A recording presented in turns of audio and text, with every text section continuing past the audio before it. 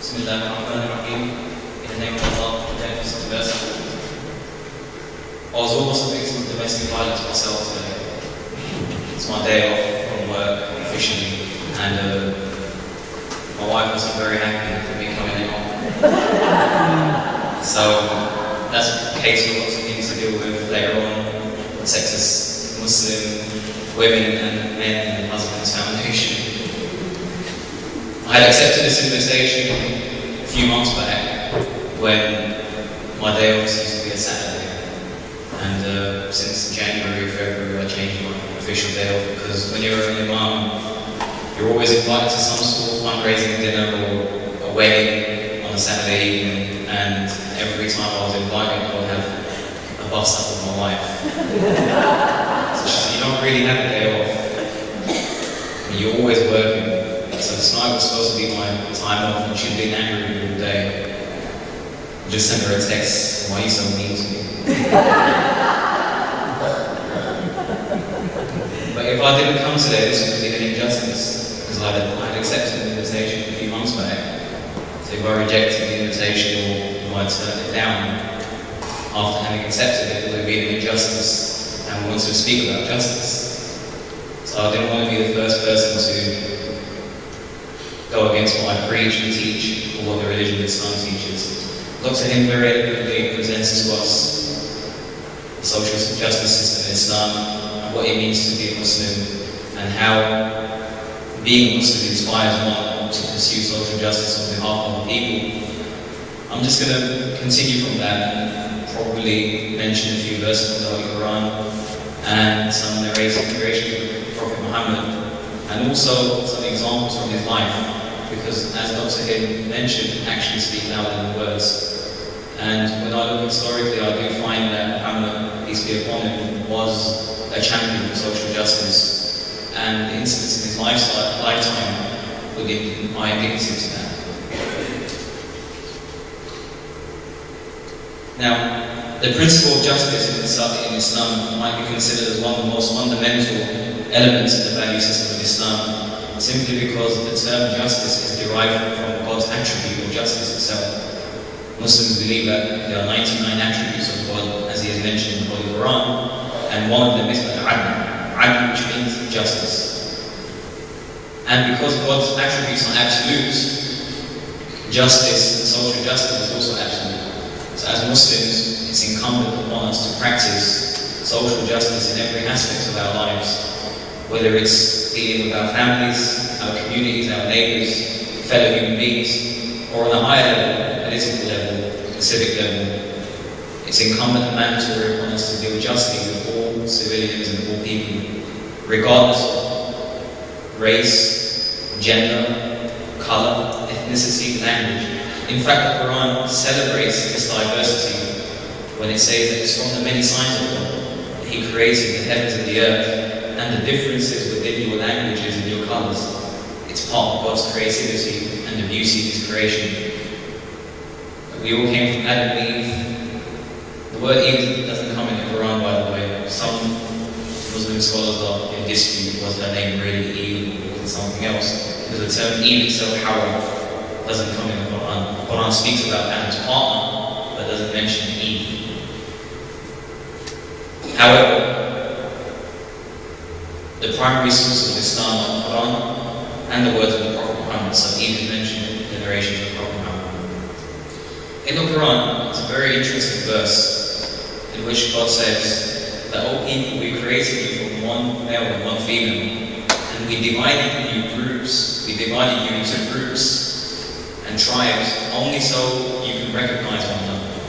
The purpose of this division into different races and nationalities and colors, languages, wasn't for a discriminatory purpose or to degrade one, or so that one considers one superior to the other, but it's so that you can recognize each other better. If we were all the same race, the same color, and the same language, there wouldn't be much fun in this world.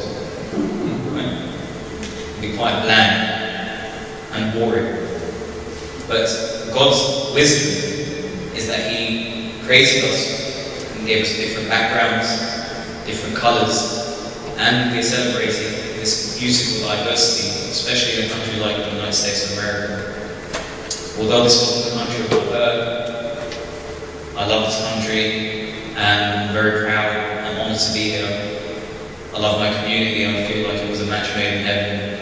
And I always say this to them, but they don't really value me as much as they should. I'm only joking, I'm sure you're listening.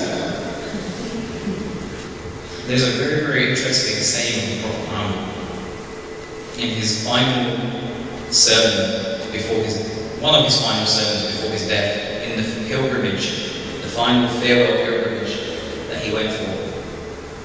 And there was a crowd of approximately 100,000 people that gathered when he stood on the mountains. And he announced to the people that bear witness and listen carefully. No Arab is superior to a non-Arab, and no non-Arab is superior to an Arab.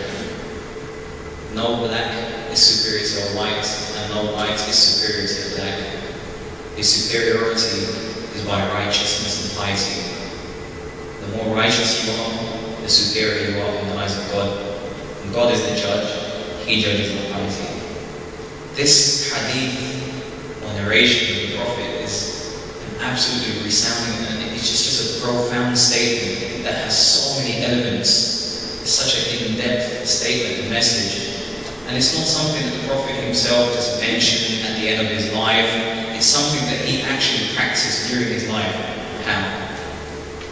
If you look at the life of Prophet Muhammad, the culture, the norm, the time, pre-Islam, it was a period of ignorance, great ignorance and a lack of knowledge.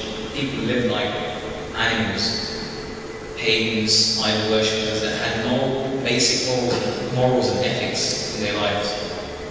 The treatment of women at that time was absolutely disgusting. It was devastating. There was cases of people burying their daughters alive out of shame that my wife gave birth to a girl and how we should grow up and protect us and earn for us and serve us. The Quran speaks about this. People would bury their daughters alive. Women were treated as a commodity. They were passed down in inheritance. If their husbands had died, they had no choice but to marry the brother, so she stayed within the family. She had no inheritance herself. The Quran gave her a portion of inheritance. The Quran said she is entitled to inheritance. Now you may ask, yes, if you read those verses, you will find that the male gets more than the female. Because Dr. Hill just mentioned the man is the protector and the guardian. Because he's the breadwinner, he's supposed to be the breadwinner. God gave him a larger portion so he can support his family and everybody around him. And nowhere in Islam is a woman required to work. In fact, she's protected and taken care of by her father in the absence of her until she's married. Her husband is not there, her father is not there, then her brother, her sons. She's not required. And if none of those are there, then the Muslim community has to support her. That's one of the amazing things. A lot of times when I mention this to a group of non-Muslims, women are like, wow, I should sign up. Where can I sign up? Where's the treaty? Anyway, so this is something I want to mention. Prophet Muhammad was a champion for the rights of women. He said in a narration that the best of you is he who is best in his family, and I am the best amongst you to my family. Nobody treats his wife better than I treat my wife. This is the Prophet of Islam, Muhammad, who was the leader of the people in Medina in a time where there were no rights, there was no accountability, but he championed for the rights of women. If you go to some cultures and societies today and you speak like this, people will label you as such and such. Even in the Indian culture, regardless of faith, whether you're a Muslim or Hindu or Sikh, because my roots are Indian, there is this cultural norm where the male is deemed superior to the wife or to the woman. And because of this superiority, she is subservient to him and she serves him, so on and so forth. So if you're an Indian and you happen to help your wife out people will start labeling these things. People will start calling these things. But the Prophet Muhammad broke those norms. He broke the culture of the time. There was another instance of social justice I will mention. Slavery was a practice and a tradition that was there even before Islam. In the time of the Prophet Muhammad, there was a pre-Islamic ignorant stance amongst the people that a slave cannot marry a free woman. The Prophet Muhammad broke this cultural norm when he himself married his cousin, Zaynab bint Jahsh, to Zayd bin Haritha, who was a slave. And she was from a noble family, Quraysh, Hashim, considered a very noble woman, and he married her to a slave, Zayd bin Haritha, just to break the cultural norm, just to break the system and the culture of that time. When the Prophet Muhammad marched with the Muslims back to Mecca, because he was driven out of Mecca, and in the 8th year of his prophet he returned to Mecca.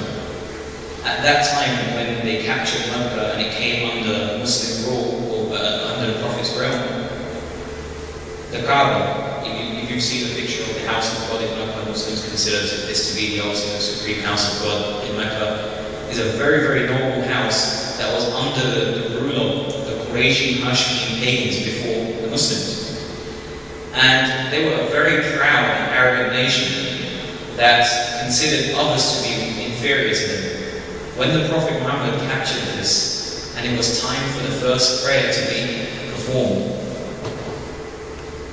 the Prophet ordered Bilal, an Ethiopian slave, to climb on the top of the Kaaba and to make the call to prayer, which was a noble practice upon a noble building. Had Bilal done that before Islam, he would have been killed by the people. But Islam gave him that position, Islam gave him that status, and the Prophet commanded none other than Bilal to stand. Bilal, you stand, and you will give this adhan. This is an example of social justice, the treatment of people, giving people their rights. The Quran says, verily we have made you a just and balanced nation, which means that there must be moderation and balance and justice in every action and every part of our lives. Justice with our neighbors, justice with minorities, justice with people who are weaker than you. The Quran says, O believers, stand as people for justice. Be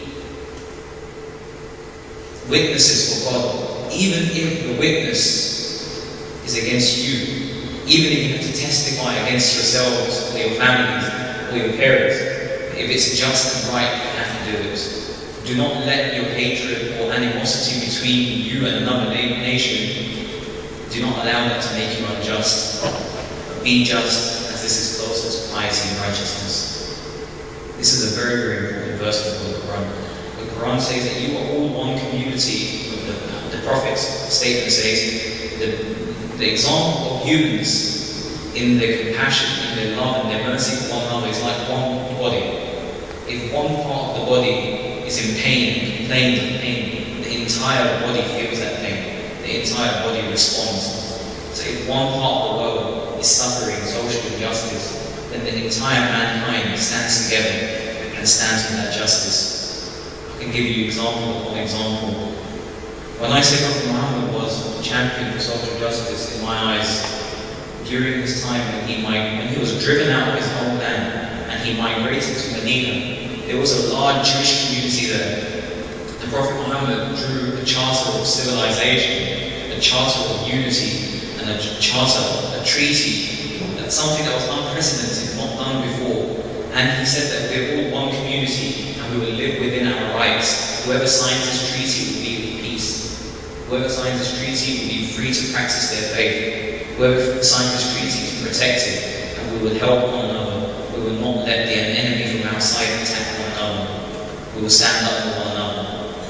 We will live as one community. We will be free to practice our own faith under that